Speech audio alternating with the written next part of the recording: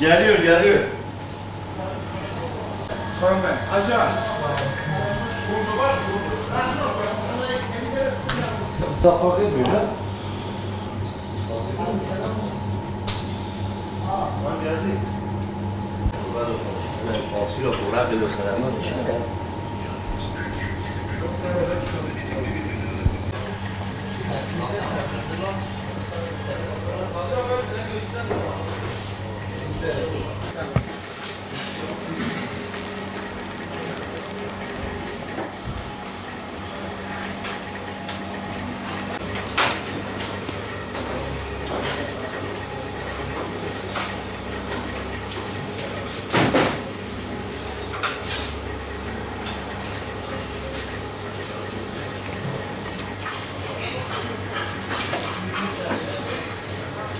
Lakabım Sofi. 47-40 sene yakında bu işte çalışıyorum. Şu anda döneleri görüyorsun. 300 kilo, 400 kilo takıyoruz.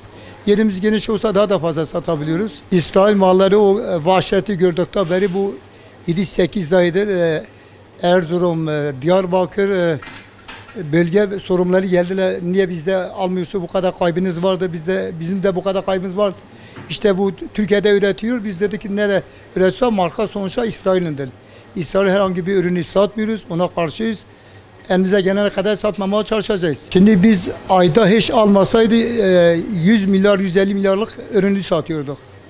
Şu anda onları kesmişiz. Bizim maddi kaybımız önemli değildi. Şimdi o sattığın ürünler Kurşunlu, vatandaşa ve sivil halka Filistin'deki halkımıza zulüm yaptığı için biz o ürünü satmıyoruz.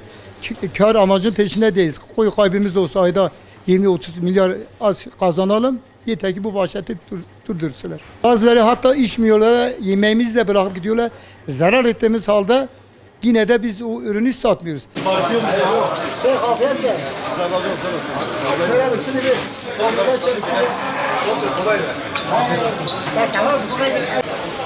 Osman zaten yapar, kesmeyde bırakır. Onlar şey siparişini gönder. Müslü abi bana. Arda 4 tane, 2,5 biri tüper, biri tek. Hemen başla. Arda 7 var, 5 var.